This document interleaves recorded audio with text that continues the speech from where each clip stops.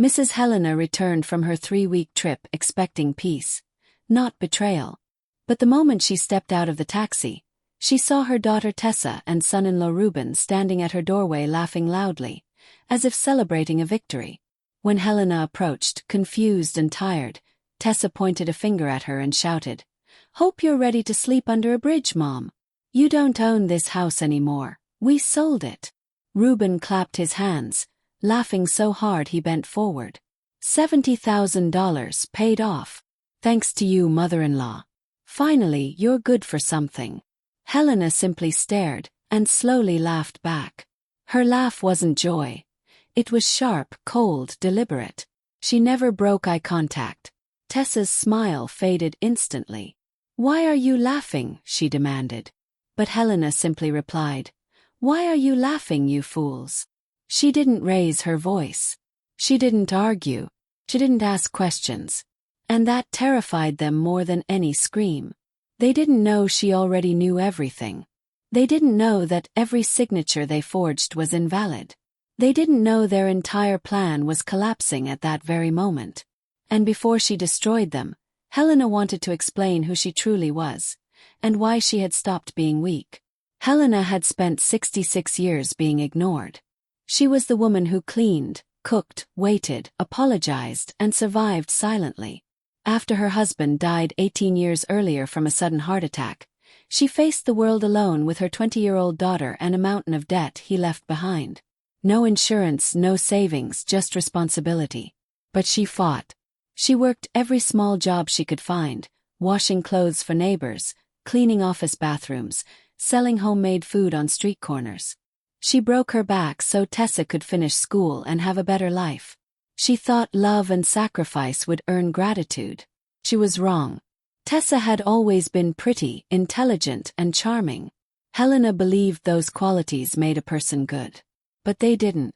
Tessa became a woman who appreciated comfort but resented the hands that created it.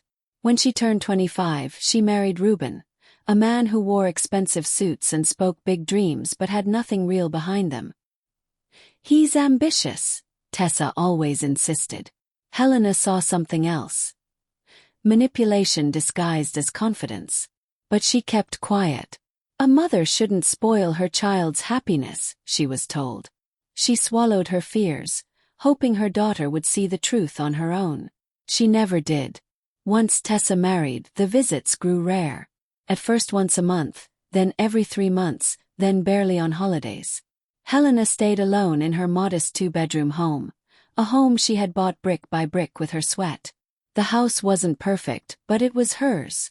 She tended to her small garden, watered her rosebush planted the day her husband died, and lived a simple, quiet life. When neighbors passed, she greeted them with a warm smile. But Tessa and Reuben, they arrived only when they wanted something, never to check on her, never to show love. Helena's mornings were predictable. She woke at 6, brewed coffee in her old coughing sound coffee pot, swept the yard and watered her plants. Sometimes her neighbor, Mrs. Mara, would stop by with sweet tea.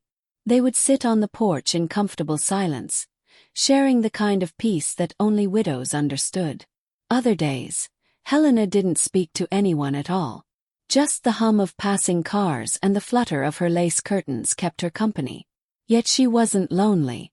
She had made peace with quiet. Peace she never realized her own daughter was preparing to destroy.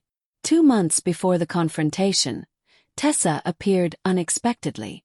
She knocked loudly, and when Helena opened the door, Tessa hugged her too tightly, an act Helena immediately sensed was fake.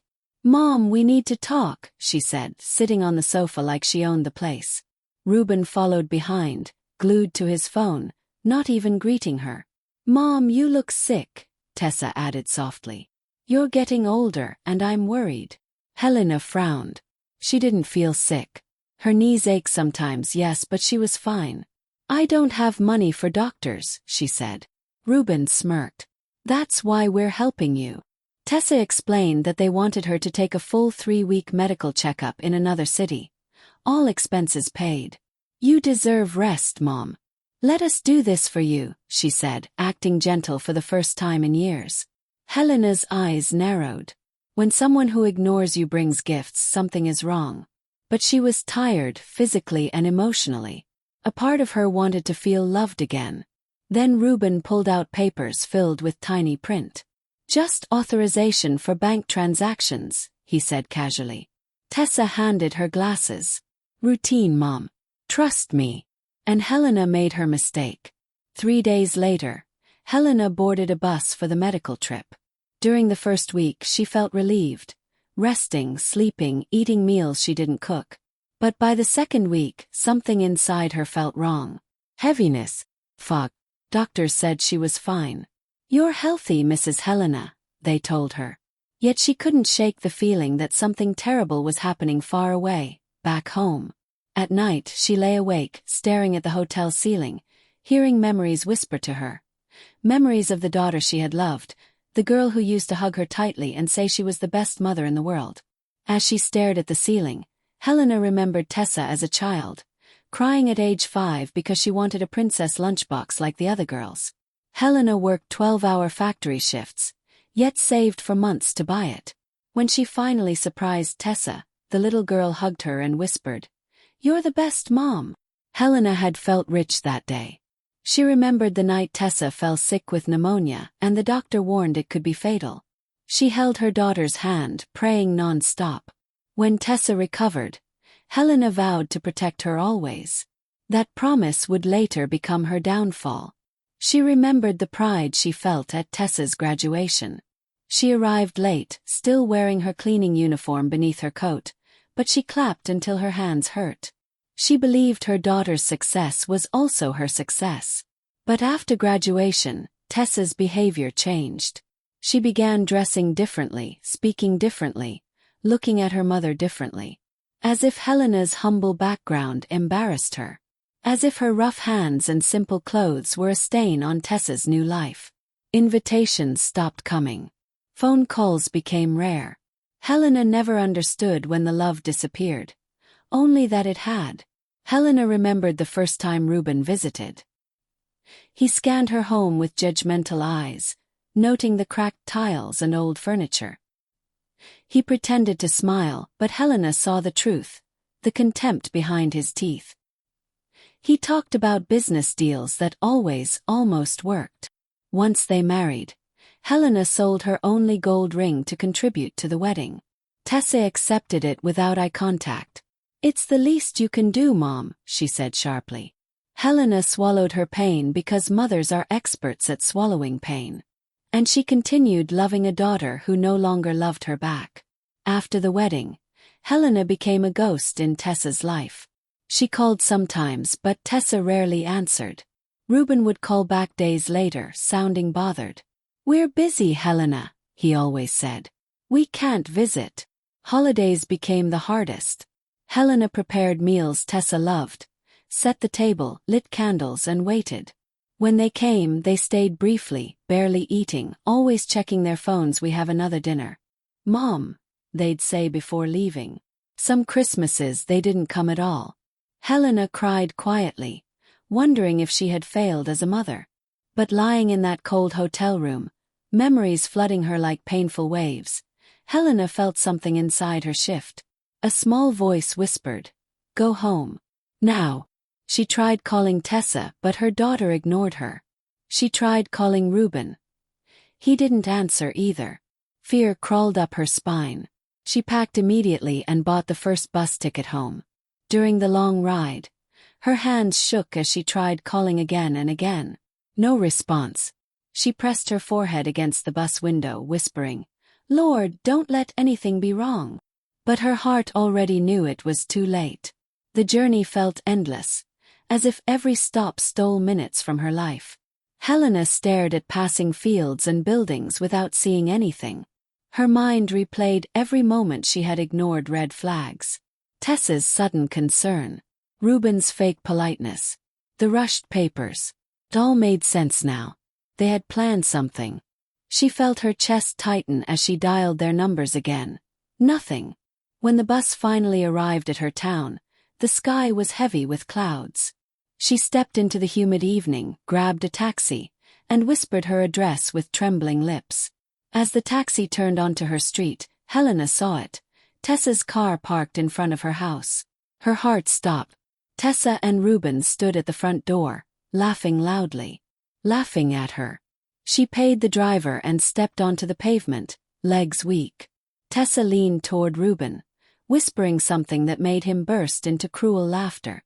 Helena approached slowly, her breath shaking. When Helena reached them, Tessa pointed immediately, her eyes full of cold delight. "Good timing, Mom," she sneered.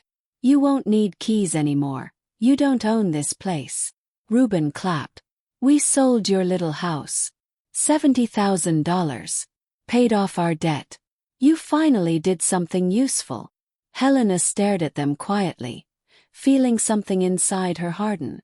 She didn't cry. She didn't panic. She simply laughed. Soft, slow, chilling. Her laugh threw them off balance. "Why are you laughing?" Tessa snapped. Helena's voice was calm.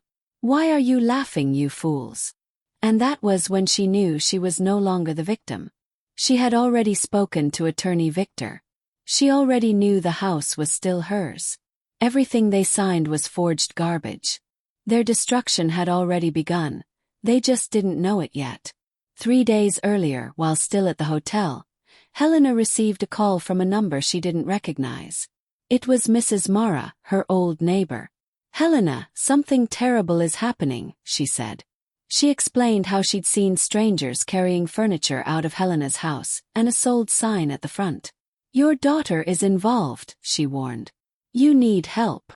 She gave Helena the number of Attorney Victor Hale, the man who had once protected her own inheritance. Helena felt the world collapse, but she called him immediately. Victor listened carefully as Helena told him everything. Then he said, "Send me every document you have for the house." He sent photos. Hours later he called back. "Mrs. Helena, your home was placed in a legal trust 15 years ago. Cannot be sold, not even by you, without special authorization. What they did is fraud." Helena felt something shift inside her. Not fear. Power. Victor said, "Go home. Say nothing. Let them think they won. I will gather evidence." And Helena agreed. Not because she was weak, but because silence had finally become her weapon. On the bus ride home, Helena held her phone tightly, rereading Victor's instructions. Stay calm. Normal. Let them talk.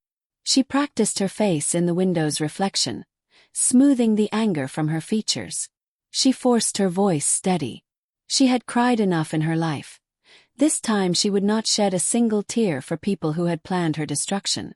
As she traveled, she replayed every conversation, every fake smile, every lie. For the first time, she didn't blame herself. She blamed them, the daughter who betrayed her and the man who encouraged it. Standing in front of them, listening to Tessa brag about selling the house, Helena remembered Victor's warning. Do not react. So she didn't. She simply held her purse tighter and let them talk. Ruben blocked the door smugly. The new owner comes tomorrow, he said. Better find a bridge to sleep under. Tessa folded her arms. We even threw out your old junk. Those dusty photos. Useless. Helena felt a sharp pain in her chest at the thought of her memories in a trash bin. But she kept her face calm. They thought they had broken her. They hadn't. What about the deed? Helena asked softly. Tessa smirked and pulled out a folded document. Right here. With your signature. Legal and done. She flashed it like a trophy. Helena didn't try to touch it. She simply nodded. I understand, she said. Tessa laughed. Where are you going, Mom? You have nowhere. But Helena didn't answer. Instead, she turned and walked away with quiet dignity. She heard Ruben call after her. Good luck being homeless. Their laughter echoed down the street, but Helena kept walking, each step steadier than the last. Helena walked until she reached an empty bench at the neighborhood park. The same park where she used to push Tessa on the swings. The same place her husband once held her hand. She sat, closed her eyes and breathed. The wind felt cold, but her mind felt clearer than it had in years. She took out her phone and dialed Victor. I'm here, she said. They did exactly what you predicted. Victor exhaled slowly. Good. That means we can move forward. His calm voice steadied her. He asked if she had somewhere to stay. She told him no. Don't worry, Victor said. I have a small apartment. It's empty. You can stay there for as long as you need. Helena's throat tightened. Not from sadness, but from the unfamiliar feeling of being helped. Thank you, she whispered. Victor added, tomorrow morning meet me in my office. We'll file the report. Tonight rest. Helena lifted her suitcase and walked toward the address he sent. The apartment was simple but clean. She locked the door, turned on the small lamp, and sat on the bed. For the first time in days, she allowed herself to breathe fully. That night, Helena didn't cry. Instead, she replayed every moment with sharp clarity. Tessa's smile when she lied. Ruben's arrogance. The forged papers. The discarded photos.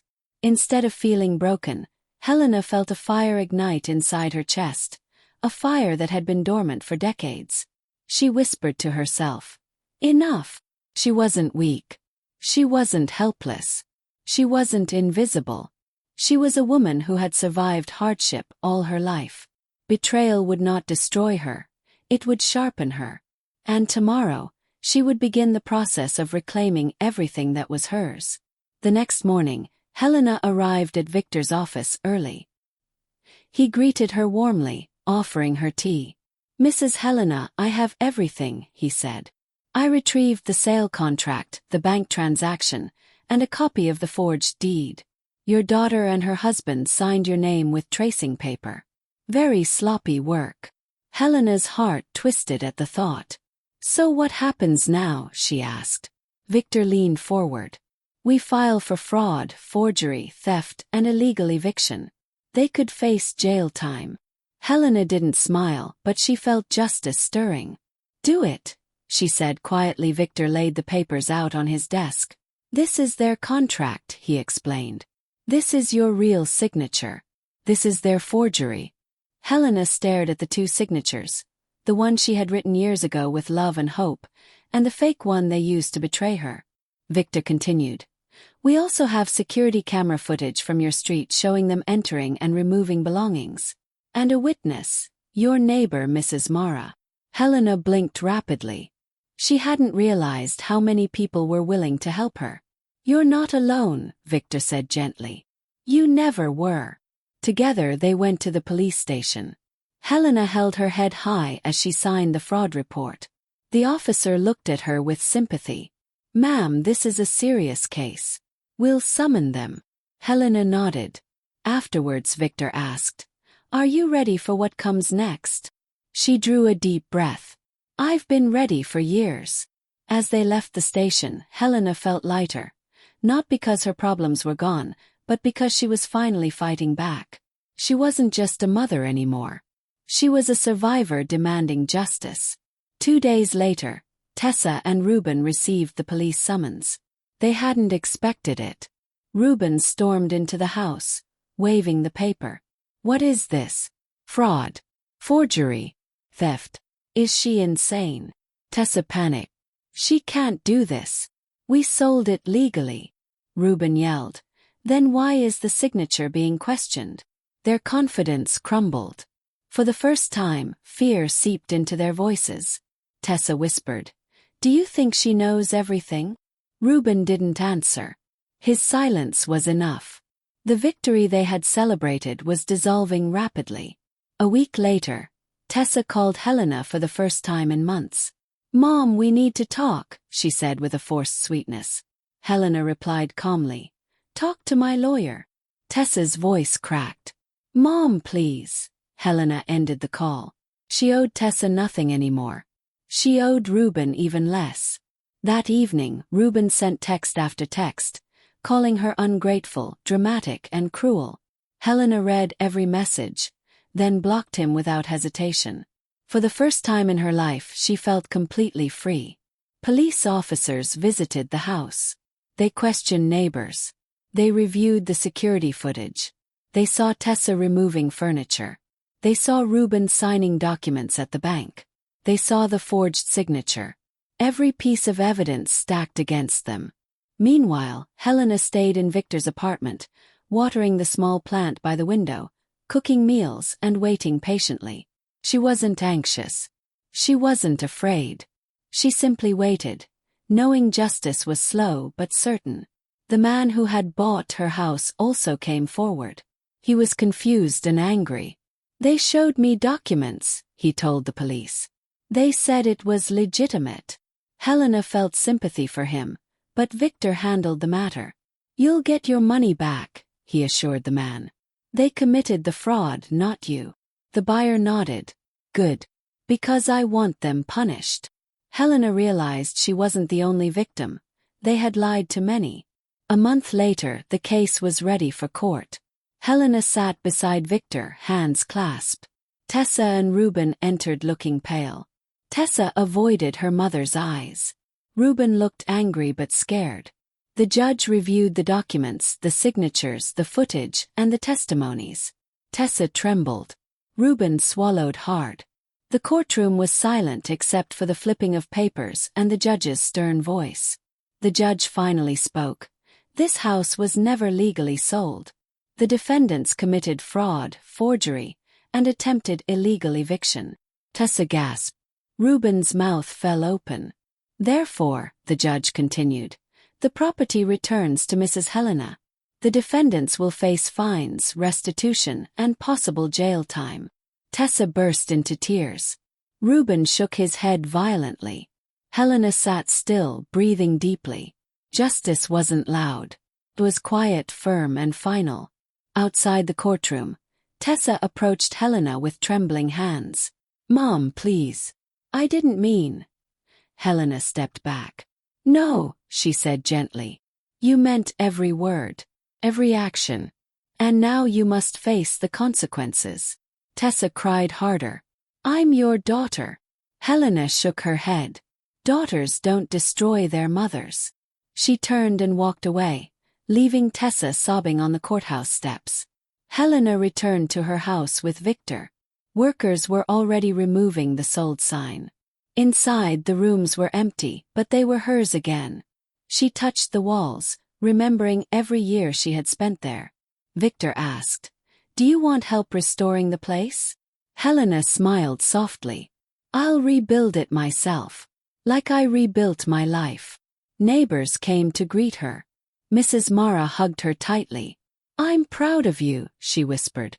Helena felt warmth spread through her chest. She wasn't alone. She never had been. She spent the next weeks repainting, cleaning, planting new flowers. Each change symbolized a step toward healing. She felt stronger than she ever had. One evening, Helena sat in her garden watching the sunset. She thought about Tessa. She wondered if forgiveness would ever be possible. Maybe someday, but not now. "Some people," she whispered to the roses, "must learn lessons the hard way." For once, she wasn't hurting.